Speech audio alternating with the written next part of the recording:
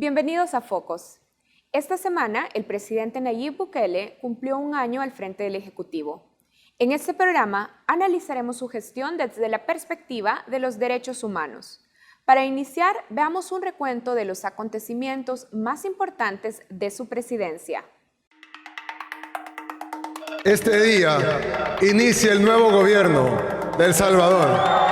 Este día inicia la nueva historia que vamos a escribir juntos. A través de su cuenta de Twitter, voz oficial de su gobierno ordenó los despidos de una treintena de empleados públicos que denunció tenían vínculos familiares con el expresidente Salvador Sánchez Serén y otros líderes del FMLN. Pero además, despidió a otras 400 personas más tras el cierre de 5 secretarías de la presidencia. Estas acciones le ganaron aplausos a Bukele, pero también sus primeras críticas, debido a que el presidente removió al personal cuando todavía no tenía respaldo legal para hacerlo, lo cual violó los derechos laborales de decenas de personas. Mientras anunciaba el nepotismo de sus antecesores, mostró un gabinete lleno de parientes, amigos y socios. Bukele celebró en esta fecha el primer día sin homicidios de su presidencia. Al final de su primer año sumó 21 días más sin reporte de muertes violentas, según el Ministerio de Seguridad y Justicia. La reducción en las cifras de homicidios es, sin duda, el principal reconocimiento de la población al gobierno de Bukele.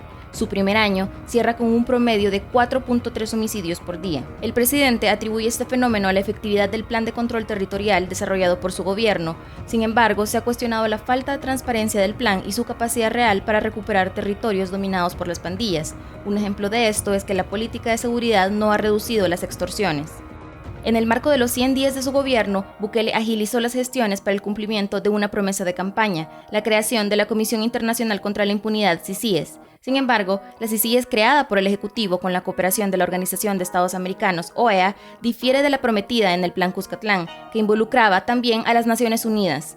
La comisión no tiene facultades para investigar, sino únicamente para brindar asesoría técnica a la Fiscalía y solo puede apoyar en las investigaciones en las que se requiera su asistencia.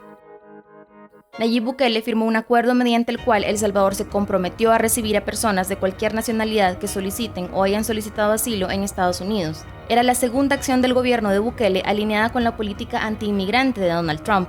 Días antes había anunciado la creación de una patrulla fronteriza para combatir la migración ilegal.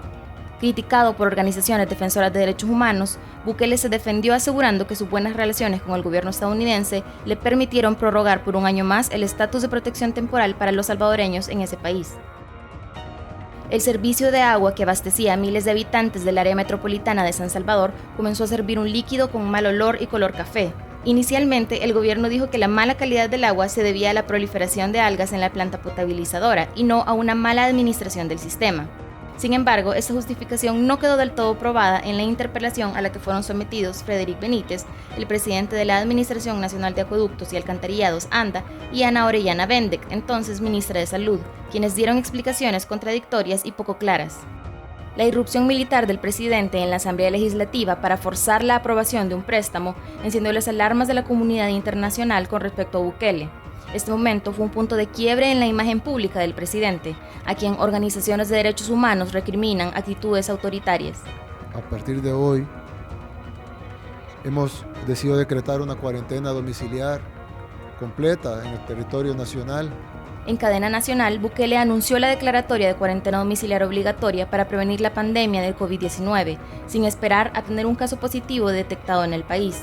El manejo que Bukele ha hecho de la pandemia ha sido aplaudido por la rapidez de su respuesta, pero criticado por haber incurrido en violaciones a los derechos a la salud, libertad personal y acceso a la información de la población. Un informe presentado por la Procuraduría para la Defensa de los Derechos Humanos revela que hasta el 28 de abril la institución recibió 928 denuncias de ciudadanos por violaciones a sus derechos.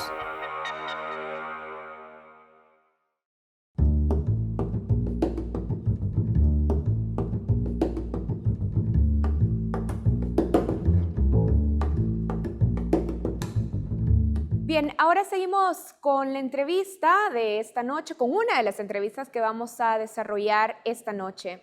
La Comisión Interamericana de Derechos Humanos, la CIDH, es un órgano autónomo de la OEA que se encarga de la promoción y protección de derechos humanos en el continente americano.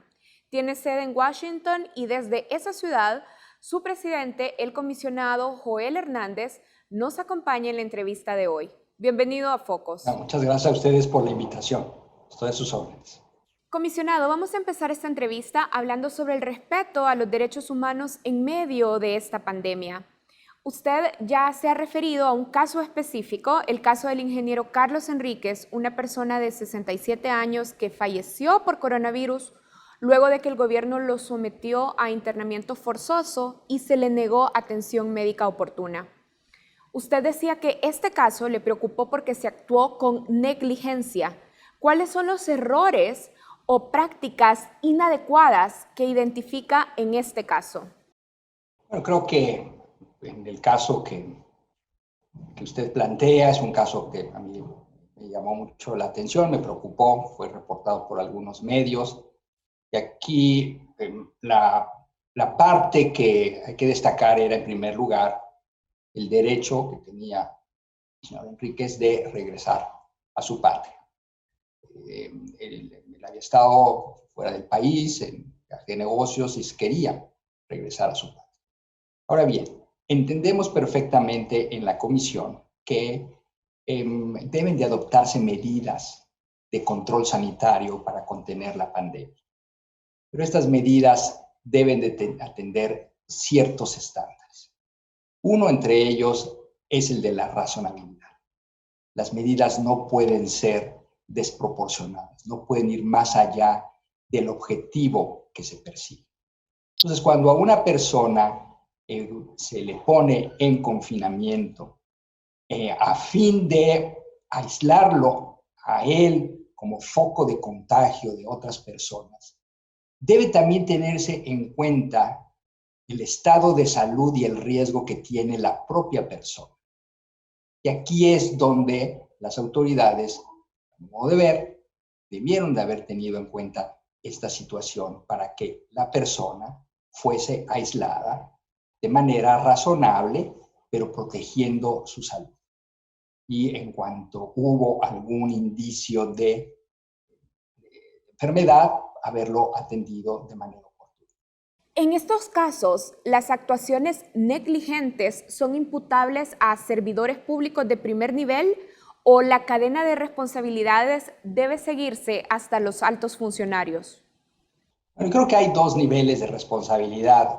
Uno es el nivel interno, en donde cada una de las legislaciones establece cuál es el nivel de responsabilidad administrativa que tienen los funcionarios, y cada uno de los países debe de tener los mecanismos de investigación y de sanción cuando se realiza algún tipo de negligencia.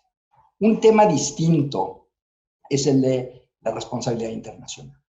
Y ahí es cuando alguno de los casos que son agotados a nivel interno, pero donde no se reparan las violaciones de manera satisfactoria, pasan al sistema interamericano de derechos humanos, y ahí es el Estado en su conjunto el que resulta responsable internacional.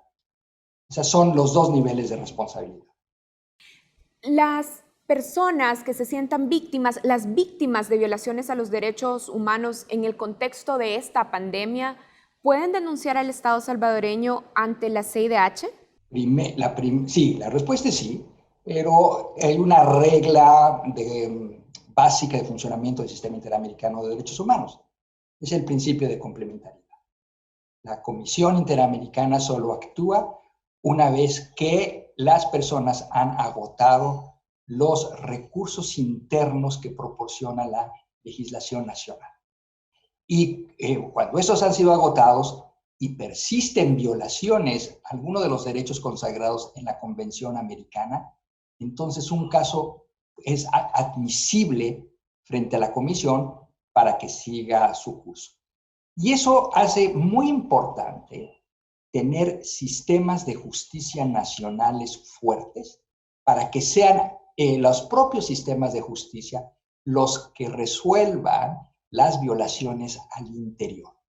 En un mundo ideal, estoy hablando hipotéticamente, la Comisión no debiera de tener casos porque todos quedaron debidamente resueltos al interior del país. Por lo tanto, es muy importante la fortaleza de esos sistemas nacionales de justicia.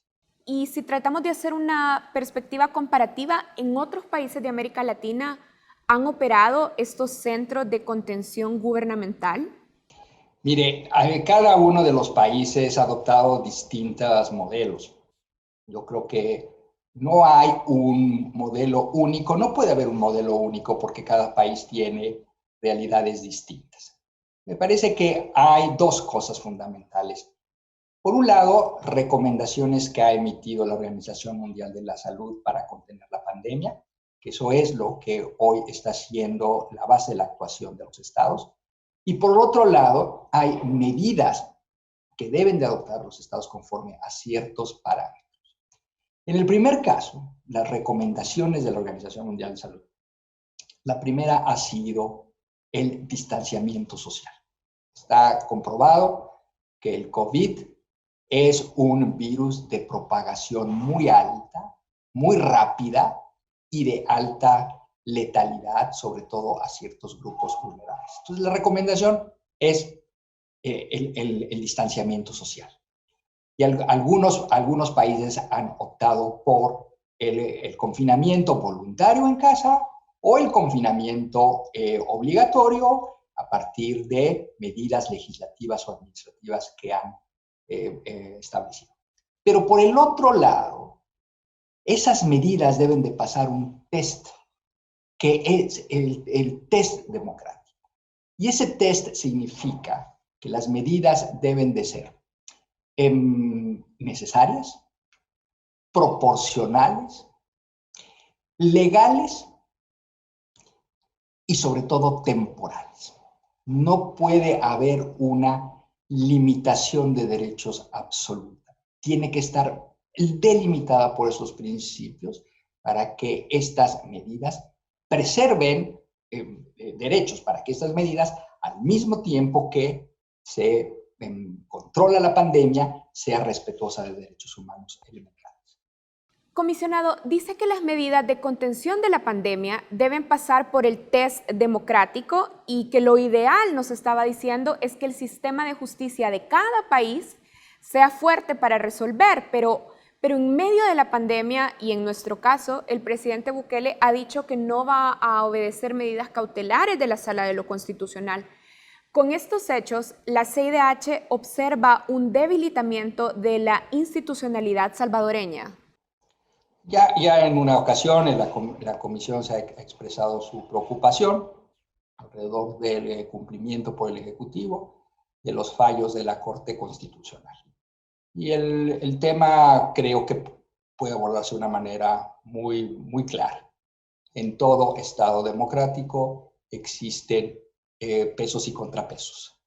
Esa es la esencia de la democracia.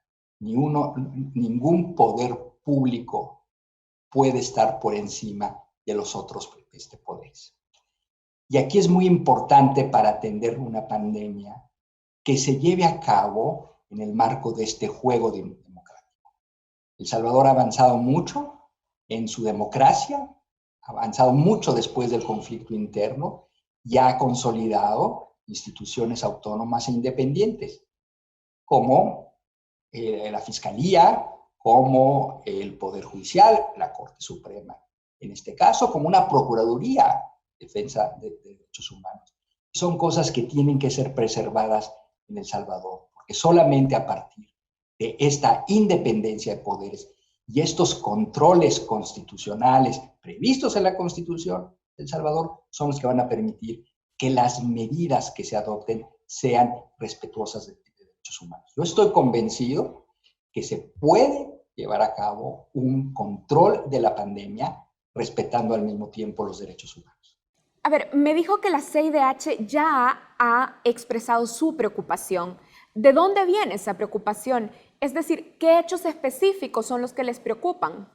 Bueno, pues pueden revisar nuestra cuenta de Twitter. Hicimos un llamamiento a las autoridades de El Salvador a cumplir las medidas ordenadas por la Sala Constitucional en su decisión 148/2020. Esta es un tuit del 16 de abril y tuvo que ver con medidas, con un habeas corpus que había dictado la comisión. Ahí es donde la Comisión expresa esta preocupación y hace este llamamiento por el cumplimiento del fallo de la Corte Constitucional. Es decir, la preocupación de la CIDH es que el Ejecutivo no atienda las medidas cautelares de la Sala de lo Constitucional. De ahí viene su preocupación. Correcto, es un caso concreto en el que nos hemos pronunciado.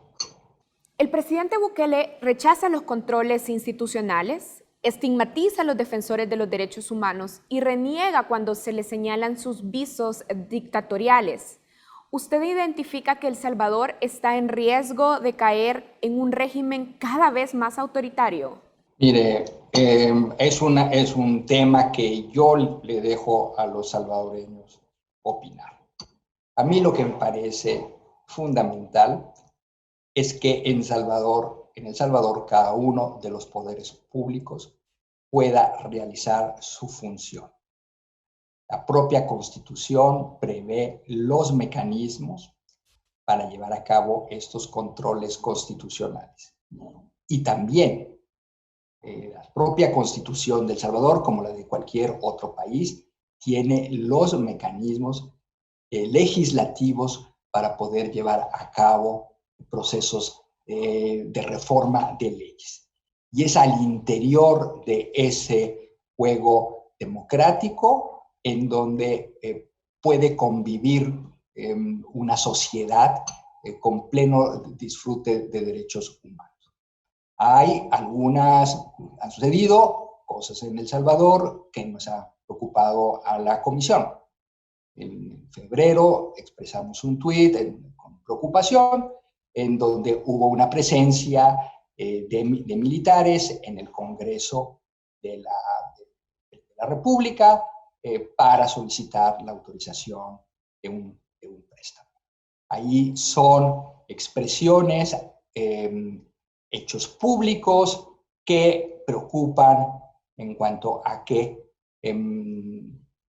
muestran un irrespeto hacia las autoridades.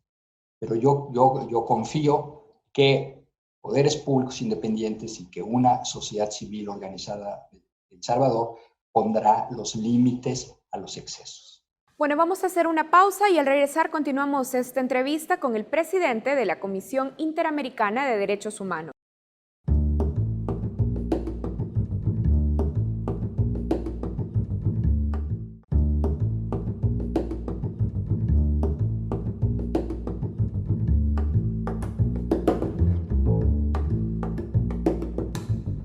El presidente Nayib Bukele cumplió el pasado 1 de junio un año al frente del gobierno salvadoreño. Esta noche en Focus hemos estado evaluando este año de gobierno y nos hemos concentrado en esta entrevista en hablar sobre derechos humanos. Fundamentalmente hemos hablado sobre la pandemia, pero ahora hablaremos también sobre seguridad pública. Y vamos a continuar esta entrevista con el presidente de la Comisión Interamericana de Derechos Humanos, el comisionado Joel Hernández, que nos acompaña a través de una videollamada desde Washington. La Comisión Interamericana visitó El Salvador en diciembre del 2019 por invitación del Estado salvadoreño a través del gobierno Bukele. Esa visita tuvo el objetivo de observar en terreno la situación de derechos humanos. La CIDH ya tiene un informe preliminar y sobre él vamos a conversar en este segmento de la entrevista. Comisionado, el gobierno del presidente Bukele, como lo estaba mencionando, ha cumplido un año de gobierno ya y ha reportado las cifras más bajas de homicidios en años. Este logro se ha atribuido al Plan Control Territorial, del cual tenemos muy poca información. La CIDH, sin embargo, ha alentado al gobierno a publicar el plan. ¿Por qué es necesario? Es decir, en el discurso del gobierno, la publicación del plan no compromete su efectividad. Hay una obligación de todo gobierno de ser transparente en sus acciones. Luego que hay ciertas materias que, conforme a la ley, pueden ser de reserva por cuestiones de seguridad nacional. Sin embargo, es muy importante también que se conozcan los fundamentos del plan territorial para que autoridades y sociedad civil puedan hacer un control social de las medidas. Es importante también que la ciudadanía conozca cuáles son las acciones que está realizando el gobierno en materia de seguridad. Y eso creemos que puede hacerse a través de una presentación del plan territorial. De lo contrario, cualquier observador se queda con la impresión de que es un plan sin una base sólida. Creo que además una información de las autoridades sobre el plan territorial opera también en beneficio del trabajo que realizan las autoridades. En una sociedad democrática es muy importante ganar la confianza de la ciudadanía. Y en la medida en la que se transparentan las acciones, se gana confianza. La comisión observó que el presupuesto del Ministerio de Defensa aumentó en un 17.9% para 2020 y que también se ha incrementado el reclutamiento militar. ¿Cuáles son los riesgos que identifican en la participación permanente del Ejército en las tareas de seguridad pública?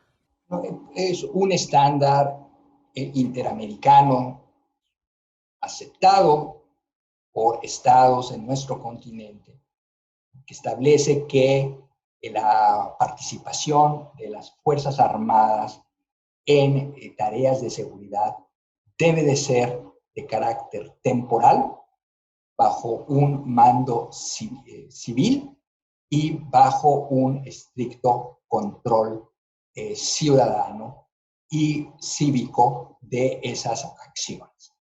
Por lo tanto, en El Salvador, donde existe una policía nacional que fue establecida con posterioridad del conflicto interno, tiene un papel fundamental que desempeñar en las tareas de seguridad.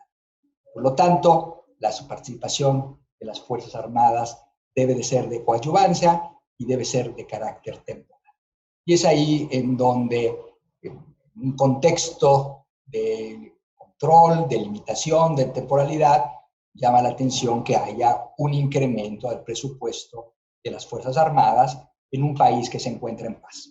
Sí, pero ¿qué es lo que está en juego si no se cumple este estándar internacional de que la participación del ejército en la seguridad pública debe ser limitada?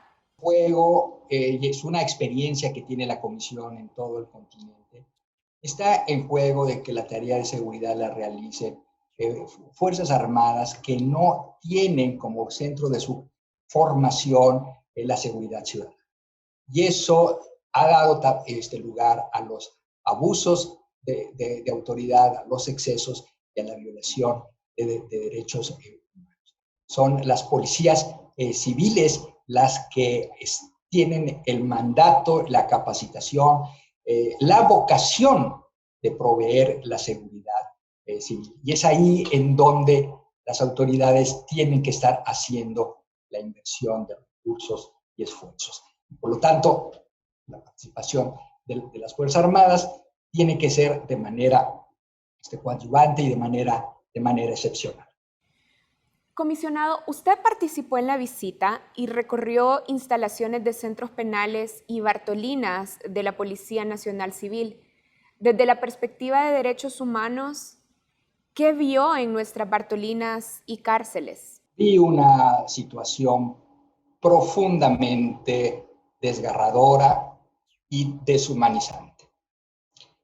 En mi experiencia como comisionado, en mi carácter entonces de relator para personas privadas de libertad, nunca había visto una situación de hacinamiento como la que encontramos, sobre todo en las Bartolinas, porque las Bartolinas, por su naturaleza, por ser centros de detención de la policía transitorias, las personas pueden ir hacia un penal.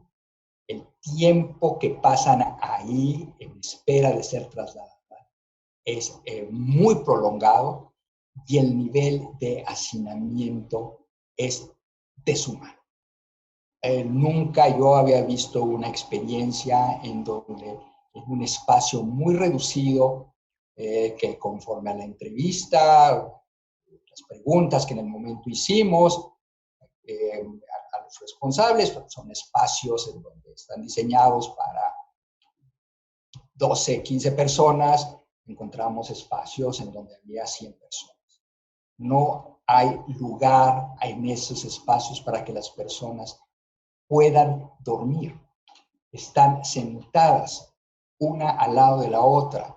Y me llamó muchísimo la atención cómo en las Bartolinas, los presos, para poder dormir de manera horizontal, ellos mismos tejían unas hamacas hechas con base en bolsas de plástico, de las que van desechando la comida que se les entrega en contenedores, en bolsas de plástico, ahí de los residuos van haciendo sus propias hamacas y las tienen colgadas para poder.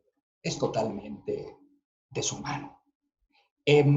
Cuando estuvimos también en las prisiones, lo que nos llamó poderosísimamente la atención es la aplicación de medidas de control que originalmente eran medidas extraordinarias y que básicamente se traducen en un aislamiento absoluto de las personas privadas de libertad del resto del mundo exterior, sobre todo de la familia, porque la familia del preso cumple una función social fundamental.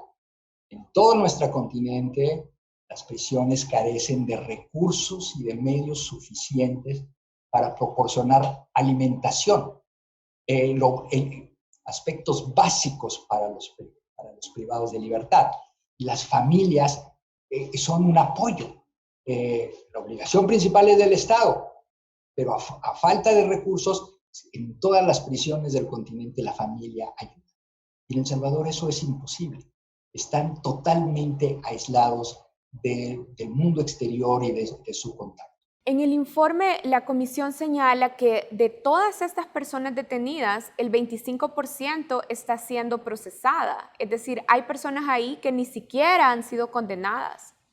Con estas personas cuya culpabilidad ni siquiera se ha comprobado, el Estado salvadoreño podría estar cometiendo crímenes contra la humanidad al someterlas a estas condiciones. No, la expresión crímenes contra la humanidad tiene una connotación específica, tiene un umbral muy alto. Y lo que a mí me parece es que hay un tratamiento deshumano en las prisiones. Hay un principio fundamental en el derecho internacional de los derechos humanos, que es el de proveer un trato humano a las personas privadas. Y aquí ese principio está totalmente ausente. La CIDH destaca en su informe que de 38,000 personas privadas de libertad, el 65% son jóvenes, entre 18 y 35 años. Es decir, unos 25,000 jóvenes están en prisión. ¿Qué tiene de relevante esta composición demográfica del sistema carcelario salvadoreño? Bueno, es un dato que tiene que llevar a las autoridades a hacer una reflexión sobre la fenomenología criminal y sociológica del conflicto en El Salvador. Y que ese estudio debe entonces derivar en una política criminal. La pregunta es, ¿cuál es la razón por la cual un alto porcentaje de la población carcelaria son jóvenes? De manera empírica, la respuesta es que se trata de jóvenes que pertenecen a maras o pandillas. Entonces ahí la reflexión tiene que ir dirigida al trabajo que tiene que hacerse con las comunidades para atender a estos jóvenes, algunos que empiezan a muy temprana edad, que están en conflicto con la ley antes de llegar a la mayoría, y que debe por lo tanto trabajarse sobre las causas subyacentes de esa criminalidad para evitar precisamente que luego se cometan delitos y las cárceles estén sobrepobladas. Veamos, la comisión condena el uso permanente del régimen de aislamiento, pero el presidente Bukele atribuye en parte a esa medida de aislamiento extremo la reducción de los homicidios, es decir, se presenta como una medida exitosa en este primer año de gobierno. ¿Qué espera la comisión del gobierno del presidente Bukele sobre este tema en particular? Yo creo que un dato positivo que hay que destacar es que se haya reducido la tasa de homicidios. Me parece que eso es algo importante para toda sociedad y sobre todo para las y los salvadoreños. Pero también en la comisión estamos convencidos que se pueden alcanzar números de reducción de homicidios y al mismo tiempo dar un trato humano a las personas que se encuentran privadas de libertad. Tal vez esto implica hacer una revisión de las políticas carcelarias con el propósito de que la cárcel sea una medida de último recurso que implica también que las cárceles, el número de personas que se encuentran en proceso y las personas no condenadas sean disminuida esa tasa, que a su vez evita el hacinamiento. Y muchas veces también, y esto lo he comprobado en distintas visitas a prisiones, las personas pueden tener un trato humano, pueden tener un contacto con sus familiares y al mismo tiempo mantenerse medidas de seguridad. Que eso entiendo es la motivación de esta política de aislamiento, medidas de seguridad. Esto es posible. Quiere desde luego una mayor inversión de recursos, un mayor número de custodios en una prisión para estar vigilando la salida al aire, a baños de sol, que es un elemento indispensable en toda persona privada de libertad. Entonces, también se requieren mayores recursos económicos para dar ese mejor trato. No están reñidas dos cosas. La seguridad ciudadana por una parte y un trato humano a los privados de libertad por la otra. Ahora, la CIDH ha pedido al Estado salvadoreño que diseñe medidas de justicia para las víctimas de la masacre del Mozote. El presidente Bukele al inicio de su gestión se reunió con las familias de las víctimas y además cambió el nombre de una sede militar que honraba a uno de los perpetradores de la masacre. Con este tipo de medidas, la CIDH tiene por cumplida la sentencia. Sí, no, es un paso muy importante para el cumplimiento de la sentencia. Ahí hemos visto avances significativos. Creemos que hay todavía más acciones que tienen que realizarse. Un tema que observamos en la visita es el tema de la apertura a los archivos, conocer a ciencia cierta la suerte de muchas víctimas.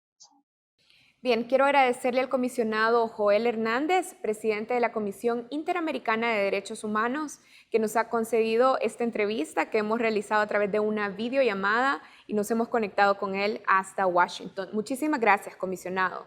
Muchas gracias a ustedes. Bueno, hacemos una pausa y ya regresamos con más contenidos en Focos.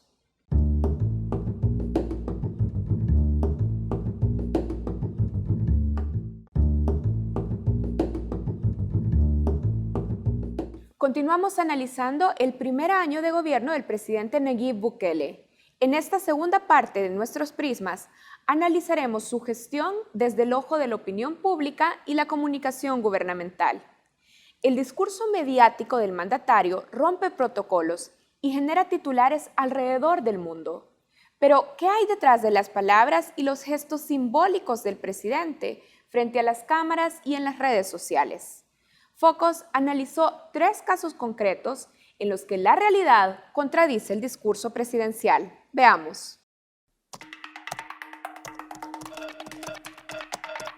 La primera orden presidencial de Nayib Bukele fue retirar el nombre del teniente coronel Domingo Monterrosa del cuartel de la Tercera Brigada Militar de San Miguel. Monterrosa fue responsable de violaciones a derechos humanos durante el conflicto armado interno, incluyendo la masacre de El Mozote y lugares aledaños. Este acto se leyó como un símbolo de buena voluntad de su gobierno por romper con la impunidad del pasado y cumplir con las obligaciones del Estado con las víctimas de la guerra. Días después, Bukele invitó a las víctimas de la masacre del Mozote a Casa Presidencial. Ahí discutió con ellas la reorganización de los programas de reparación que habían quedado en el limbo después de que el nuevo gobierno eliminó las secretarías a su cargo. Cuando el 26 de febrero pasado Nayib Bukele anunció que vetaría la ley de reconciliación emitida por la Asamblea Legislativa, recriminó a los diputados el haber creado un instrumento que no cumplía con los principios de justicia, verdad y reparación. Sin embargo, más allá de estas acciones, a un año de su gestión, organizaciones de víctimas del conflicto armado y defensoras de derechos humanos señalan más retrocesos que avances en materia de memoria, verdad, justicia y reparación. En un comunicado señalan que el gobierno ha mostrado indiferencia para cumplir con sus obligaciones en esas áreas. Pero en general tenemos poco avance, un deterioro del diálogo directo que se mantenía con la Asociación de Víctimas y sus representantes. También existía un programa de reparación más general a las víctimas. El gobierno no siguió con esta línea de trabajo. Únicamente algunas compensaciones económicas que se adeudaban del 2019 se han entregado en semanas recientes, pero prácticamente esta línea de apoyo a las víctimas fue paralizada y abandonada por el actual gobierno, al igual que se debilitaron presupuestariamente y los apoyos a las comisiones de búsqueda de niños, niñas y personas adultas desaparecidas. Finalmente, debo decir que un aspecto muy negativo del actual gobierno es que, al igual que los anteriores, se ha negado a proporcionar información de los archivos militares históricos para la investigación de los casos.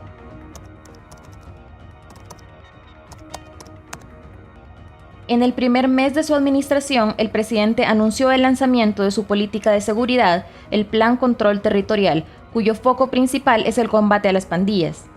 El presidente adjudica a esta política el marcado descenso de homicidios en el último año y comenzó a comunicar sus resultados desde el primer mes de su gobierno. El optimismo fue tal que Bukele aseguró en una reunión con su gabinete de seguridad que pronto la gente podría dejar de pagar extorsiones a pandilleros y que las maras estaban comenzando a ceder sus territorios. Ahora, para esto hay que hacer un llamado también a la población, a que dejen de pagar la renta y a que dejen de pagar la extorsión, sobre todo en las zonas en donde tenemos pleno control territorial. El Plan Control Territorial y la reducción de homicidios ha tenido gran cabida en el discurso del presidente y en la comunicación oficial a lo largo de este último año. Las cifras históricas en la reducción de homicidios son la prueba para el gobierno de que su plan de seguridad ha sido exitoso, al punto que el presidente Bukele aseguró que su primer año de gestión ha sido el más seguro de toda la historia del país. Pero no todos están convencidos de la exactitud de esa afirmación. Janet Aguilar, investigadora de temas de seguridad y violencia, señala: las cifras de homicidios no son suficientes para medir los niveles de seguridad del país. No podemos decir que vivimos en un país más seguro cuando la mayor parte del territorio sigue siendo controlado por las pandillas. Y aunque haya menos homicidios, la población que vive en estos barrios continúa estando amenazada por estas estructuras. Los niños, niñas, los jóvenes siguen siendo sometidos a reclutamiento forzoso, siguen siendo sometidos a abusos sexuales y diversos vejámenes por parte de estas estructuras. Si tomamos como base las actuales tasas de homicidio que se han oficializado, aun cuando se han reducido significativamente, El Salvador sigue manteniéndose en los 5 primeros lugares de los países con más homicidios a nivel mundial, ¿no? De igual manera, el país sigue manteniéndose en los primeros lugares con alta tasa de feminicidio a nivel global.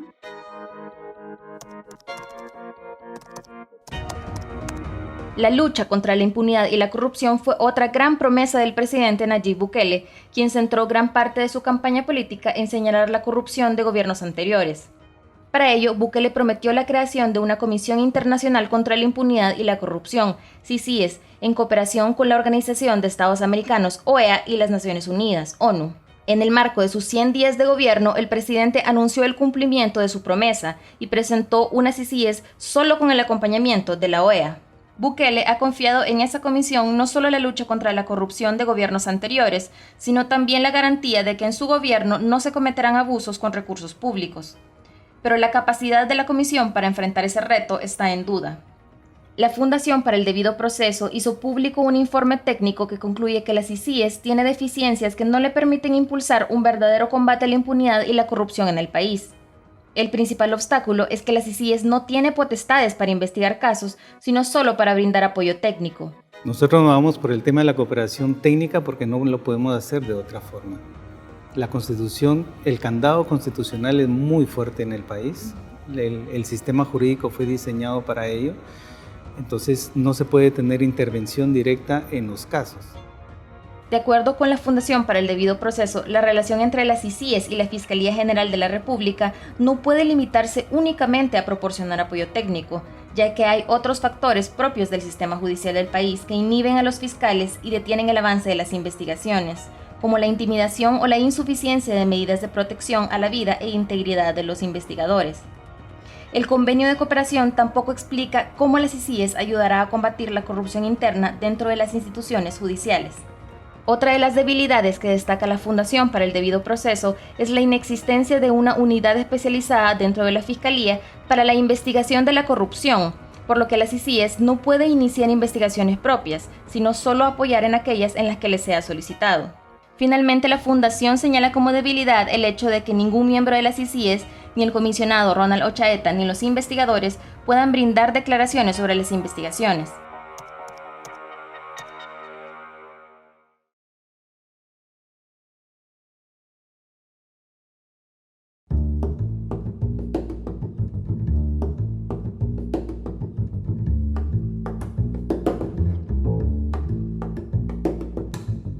Quiero dar la bienvenida también a esta mesa de entrevista a la maestra Andrea Cristancho, jefa del Departamento de Comunicación y Cultura de la UCA. Gracias por aceptar esta entrevista.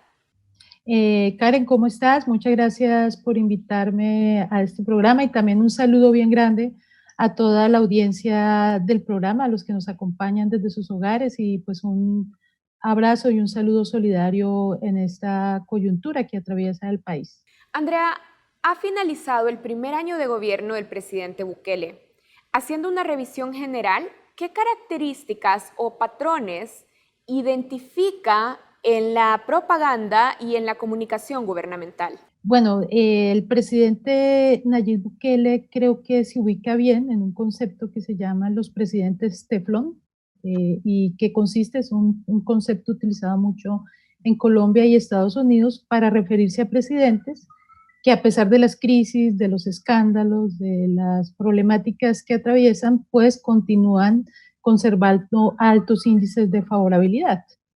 La gran pregunta de estos presidentes teflón es, bueno, ¿por qué a pesar de las crisis, por qué a pesar de las dificultades conservan estos altos índices? Habría mucho que señalar, pero yo destacaría 3 elementos. Generalmente estos presidentes tienen un modelo de comunicación centralizado, vertical, con un discurso bastante confrontativo. También manejan este tema de decir no más discursos, no más palabras, no más debates, lo que importa son las acciones, ¿no? Entonces se concentra mucho su comunicación en temas de grandes eventos de obras públicas, por ejemplo, el tema de estar haciendo actos concretos específicos, de superar la delincuencia, cosas específicas en este sentido, porque ellos pues rechazan lo que ellos denominan la politiquería y la vieja práctica de la política, y ellos son los que actúan en vez de hablar. Eso es otro elemento importante. También son liderazgos bastante personalistas, y en el caso de Nayib Bukele, con un liderazgo personalista legitimado por la Fuerza Armada, a la que le ha dado un rol muy significativo durante su gestión. Entonces ahí hemos tenido estas características con este presidente, y la otra, y que también es muy importante, es que tienen una enorme habilidad para construir a ese enemigo, ¿no? a ese enemigo que es el responsable, básicamente, ¿cuál es la pregunta? O sea, ¿quién es el responsable de todo lo que sucede en el país? Entonces, los mismos de siempre, Arena y el FMLN, ¿no? Que son los responsables de todo lo que sucede en el mundo. Usted habla de discursos que construyen liderazgos personalistas. Los funcionarios públicos, los comunicados de las instituciones que dependen del Ejecutivo. Ciertamente, todas esas fuentes de mensajes atribuyen cada éxito de la gestión gubernamental a la intervención del presidente. ¿Qué efectos tiene esta forma de comunicación sobre el sistema democrático? Bueno, realmente hay muchas graves consecuencias de este tipo de comunicación gubernamental. Varias, por ejemplo, la primera es que comunican una falsa idea de cercanía y transparencia. Realmente parece, al crear toda esta imagen, ¿no? Al proyectar toda esta imagen del presidente, al tener ese diálogo directo, pueblo, líder, sin intermediación de las instituciones, entonces tenemos un presidente pues que golpea también a la institucionalidad. La gente cree que realmente hay transparencia porque está cerca, la gente cree que hay diálogo, pero en realidad detrás de esa construcción lo que hay es un discurso que sigue siendo bastante unilateral. Entonces, esa es la primera cuestión, ¿no? Que se está sacrificando, por ejemplo, la transparencia en el tema de la gestión. Otro problema es que no tenemos digamos, un proceso de comunicación que llegue a acuerdos políticos, ¿no? Mediante el diálogo, mediante, pues, estrechar vínculos con los distintos actores, y eso, pues, claramente es un grave golpe para la democracia. Yo quizás una de las cosas que noto también en este modelo de comunicación, Karen, es, por ejemplo, cómo el presidente en su discurso confrontativo siempre señala, ¿no? Señala todo el tiempo a la institucionalidad, ¿no? Es decir, a la Asamblea Legislativa, a la Corte Suprema de Justicia, bueno, a la Sala de lo Constitucional, que es acá, es decir, a todos los poderes, también a los defensores de derechos humanos, a las y los periodistas, ¿no? Es decir, hay toda una que supuestamente pues no les dejan cumplir el cometido que le ha sido asignado por el pueblo, ¿no? Es decir, hay una relación ciudadano-pueblo en el que el Estado de Derecho pasa a un segundo lugar. Con la problemática, Karen, que para la gente entiende temas más concretos, como por ejemplo la delincuencia, el desempleo, las problemáticas económicas. Esto es lo que se llama en la literatura las necesidades sentidas, ¿no? Son las que se viven en la piel. Pero para la gente es muy difícil entender estos conceptos más abstractos de transparencia, de institucionalidad, Estado de Derecho, ¿no? Para muchas personas es como difícil entender y dimensionar cuáles serían los efectos de esta problemática en su vida cotidiana. Quiero volver a algo que usted mencionó. ¿Por qué es falsa la idea de cercanía que transmite el presidente Bukele? Bueno, es falsa porque realmente, bueno, yo he hecho varios ejercicios en este sentido. Es falsa porque en realidad no hay un diálogo ni una participación real de la ciudadanía. O sea, la ciudadanía tiene un rol totalmente pasivo, es instrumentalizada más bien para conseguir mayor favorabilidad, como señalaba al principio, que son los presidentes Teflón, ¿no? O sea, son presidentes que logran tener siempre estos altos índices de favorabilidad. Entonces, para ellos en este modelo, ellos son muy conscientes de la importancia de la opinión pública, de la importancia de esta favorabilidad, de estar constantemente buscando esta persuasión. Pero en realidad, la opinión de la ciudadanía, la participación, la deliberación, la escucha, ¿no? Escuchar, ¿no? Las inquietudes ciudadanas realmente no es un tema central. Entonces, por eso es que no es una cercanía real, ni mucho menos una transparencia. Por ejemplo, también porque te digo que transmite una falsa idea de transparencia, porque no hay una rendición de cuentas real.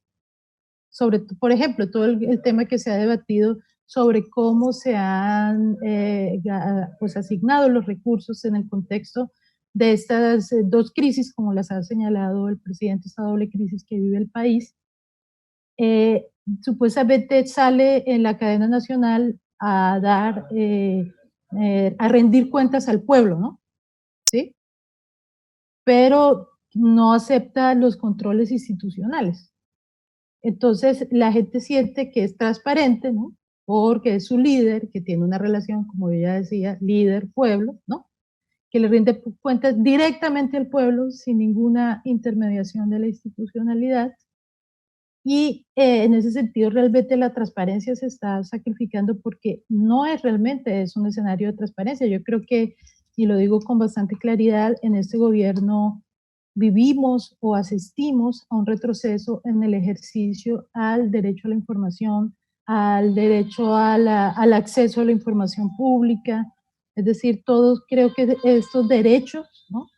Libertad de prensa, derecho a la información, libertad de expresión, estamos viviendo, asistiendo a un retroceso. Pero hay gente que siente que por tener poder estar en una red social, expresar opiniones que yo he seguido claramente y he escrito incluso, que ni siquiera son contestadas, porque el modelo sigue siendo totalmente unilateral, vertical.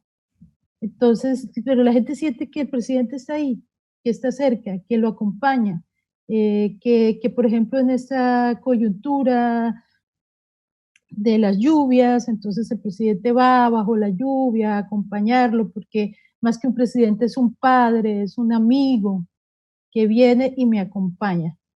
Pero en medio de esto realmente no se está dando la información real que necesitaría la ciudadanía, que es su derecho como ciudadano y ciudadana. Otra de las características de la comunicación del presidente es el uso excesivo de las emociones.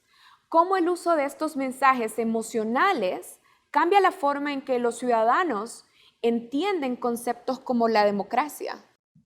Bueno, yo primero decirte, Karen, que la comunicación política siempre es emocional y racional al tiempo. Es decir, los seres humanos no pueden disociar, ¿no?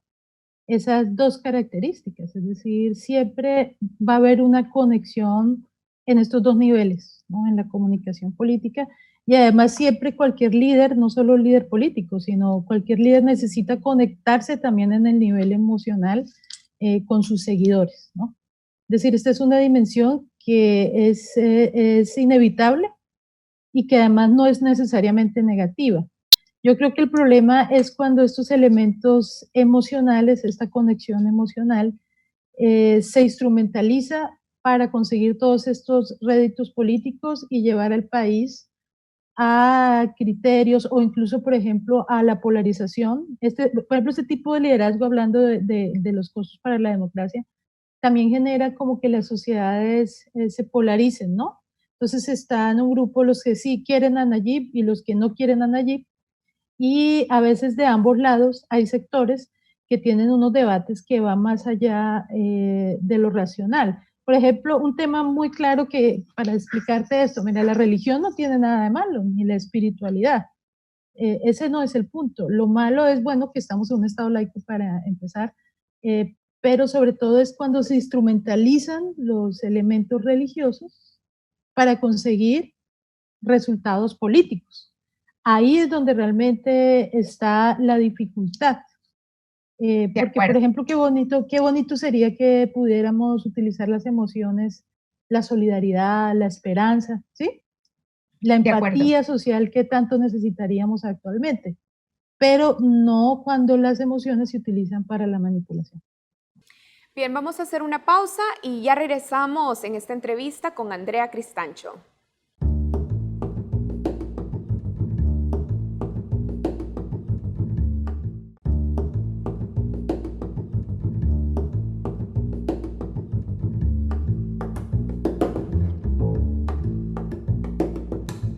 Continuamos con esta entrevista con Andrea Cristancho. Ella es jefa del Departamento de Comunicación y Cultura de la UCA. Andrea, en el bloque anterior revisamos la comunicación presidencial. Hablemos ahora de sus niveles de aprobación. Mientras la academia o los organismos locales e internacionales advierten sobre los excesos o errores del presidente Bukele, él sigue teniendo altos niveles de aprobación. De hecho, la última encuesta de opinión de LPG Datos le da una aprobación al presidente de 92.5%, ¿Cómo explica usted ese contraste entre la sociedad civil organizada y la opinión pública? Bueno, para la audiencia que se acaba de vincular a nuestro programa en este segundo segmento, quería retomar la primera idea con la que arranqué, y es la idea de los presidentes teflón. Es decir, presidentes que gozan de una alta popularidad a pesar de los ataques, a pesar de las crisis, a pesar de todas estas circunstancias que se puedan dar. Y la pregunta es ¿por qué siguen gozando de esta altísima popularidad? Bueno, hay un tema en el que quiero profundizar, Karen, y es cómo los que trabajan, cómo los organismos internacionales o la sociedad civil están comunicando a la ciudadanía estos temas, porque como ya señalaba, para la población movilizarse sobre temas como institucionalidad, transparencia, acceso a la información pública, incluso libertad de expresión, es un concepto difícil de asumir, ¿sí? Es decir, para la gente no es tan fácil dimensionar cuáles serían las implicaciones concretas pues de que se sacrificaran todos esos derechos. Mientras que para la gente sí es muy concreto que la delincuencia disminuya, que sus condiciones de empleo mejoren, que hayan obras públicas, ¿no? Que incluso pues, en la cadena nacional de anoche se volvió a insistir en las acciones, en la infraestructura de los hospitales, es decir, en las cosas un poco más visibles y que para la gente sí son concretas, que sí están en su piel, ¿no? Entonces creo que es necesario, Karen, que también las personas que trabajamos, porque me incluyo en estos otros sectores, tenemos que fortalecer nuestras capacidades comunicacionales para hacer sentir, por ejemplo, qué pasaría si no tuviéramos libertad de expresión, en términos más concretos. O por qué, Karen, estamos tan dispuestos a sacrificar, a ceder nuestros derechos, por ejemplo, por los logros en seguridad, ¿no? Que ese es otro tema que está fuerte y que por eso la gente está dispuesta a decir sí, que cierren la Asamblea Legislativa o que estos magistrados que afectan la salud a la gente, porque también hay otro manejo peligroso, que es el tema de los discursos. Por un lado, la dificultad de poder entender estos temas que pueden ser más abstractos para la ciudadanía, pero por otro lado también los discursos dicotómicos, ¿no? O es la salud o es la economía, o estás conmigo o estás contra mí, ¿no? Y pareciera, y esa simplificación y reduccionismo de la realidad, en el que pareciera que no hay zonas grises, pero hay muchas zonas grises. Y tenemos que tener la capacidad de entrar a la batalla comunicacional con nuestras mejores herramientas para que la ciudadanía pueda comprender lo que está en juego, ¿no?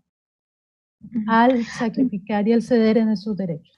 Hablando de la academia o de las organizaciones, usted dice que fallan en comunicar estos conceptos abstractos, pero ¿cuál es el origen de esta dificultad? Es decir, la dificultad de no poder comunicarse con grupos más amplios de la población.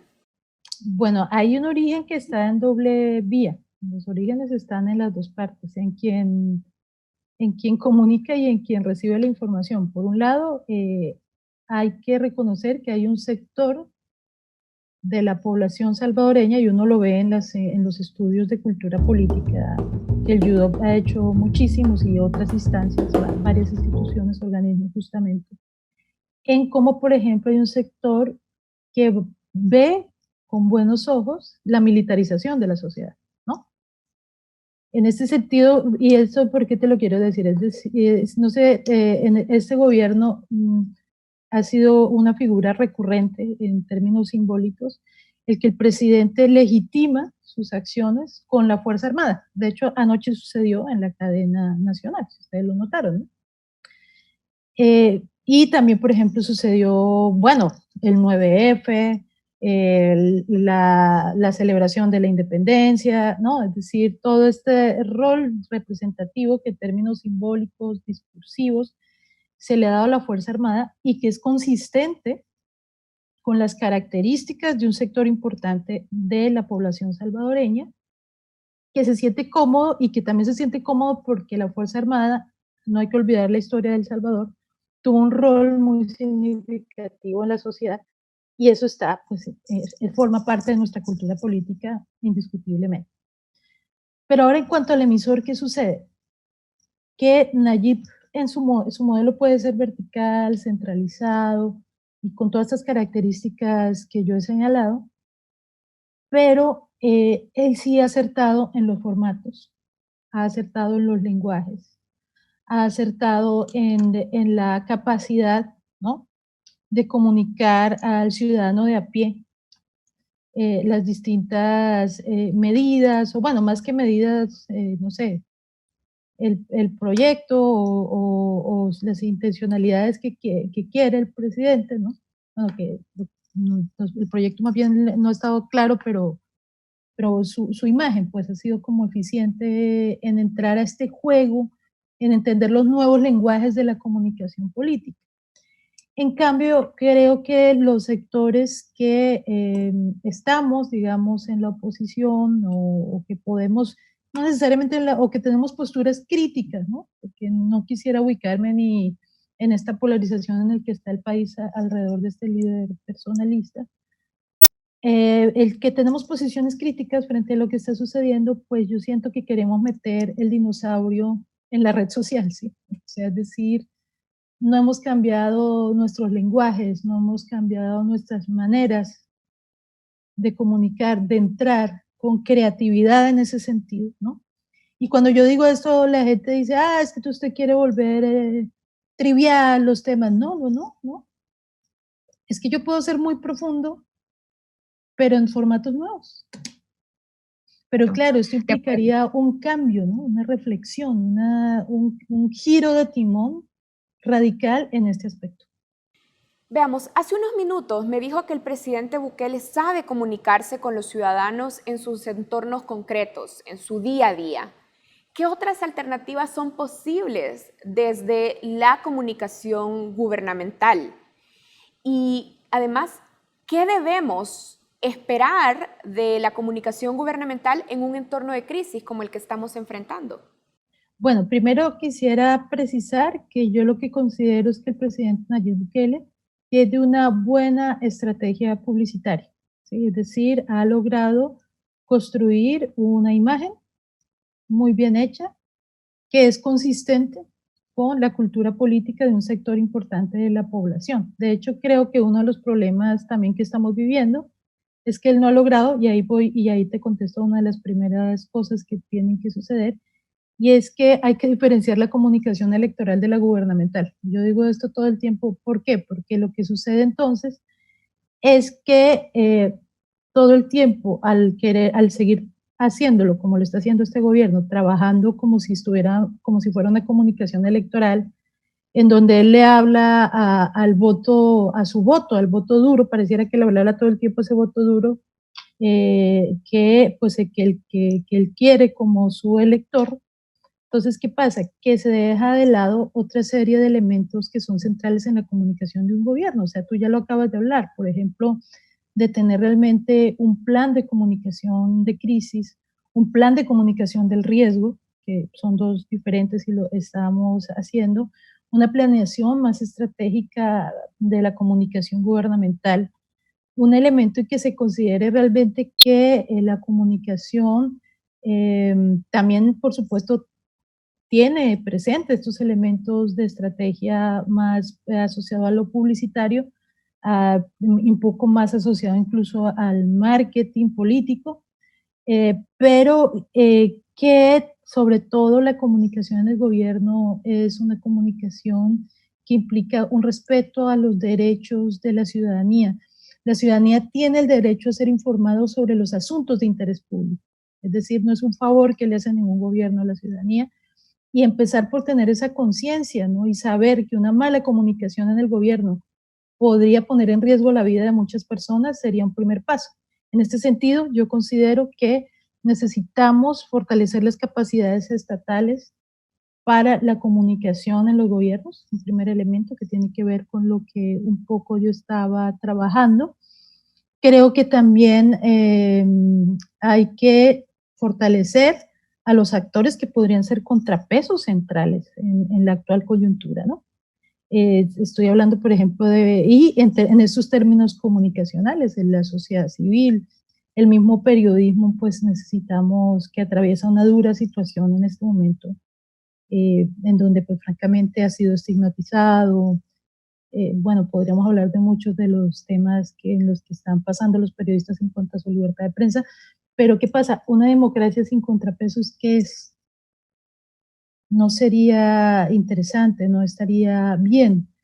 Entonces yo creo que, resumiendo, necesitamos que la comunicación vuelva a recuperar lo que es un derecho. Yo sé que tanto que lo vemos, que nos cuesta trabajo por la manera en cómo se vive la comunicación, perdemos de vista este elemento, pero no se nos olvide, la comunicación es un derecho de todos y todas. Bien, quiero agradecer esta entrevista que nos ha concedido a través de una videollamada a la maestra Andrea Cristancho, jefa del Departamento de Comunicación y Cultura de la UCA. Muchas gracias. Bueno, muchas gracias a ti, Karen, por invitarme y por darle importancia a esta arista tan importante para la democracia que es la comunicación. Hacemos una pausa, ya continuamos con más contenidos en Focos.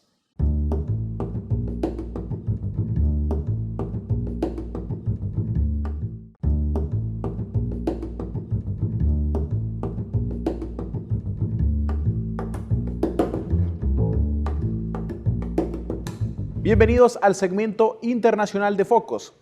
El pasado 27 de mayo, el gobierno de Donald Trump certificó que El Salvador cumple con los criterios de un país garante de los derechos humanos y de la institucionalidad democrática.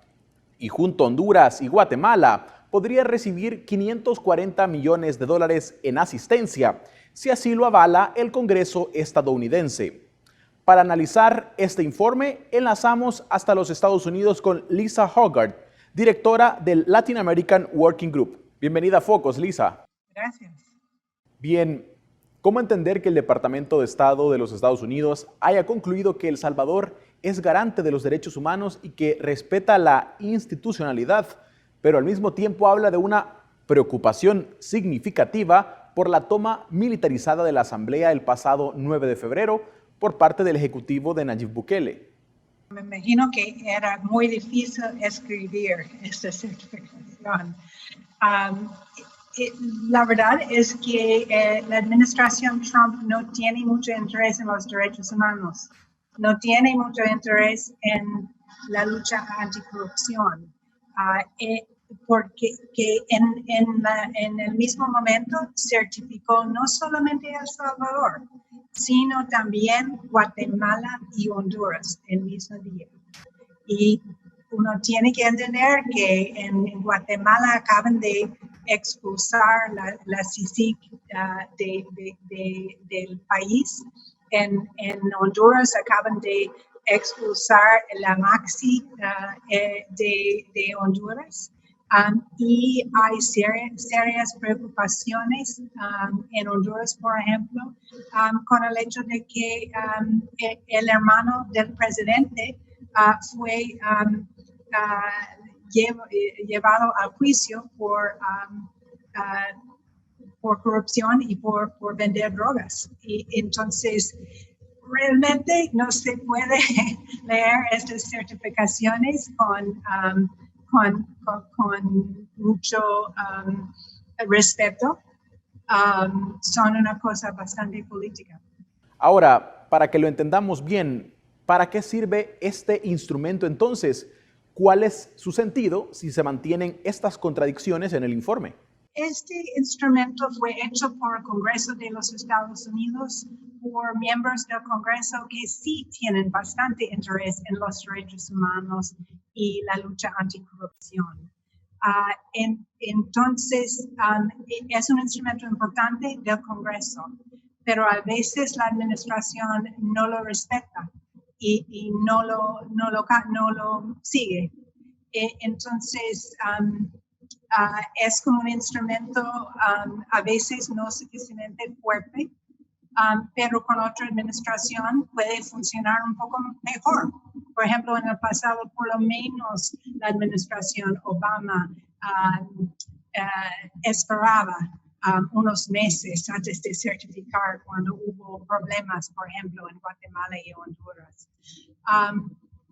Pero a la misma vez, eso no quiere decir que no hay preocupación en Washington en cuanto a lo que está pasando en El Salvador.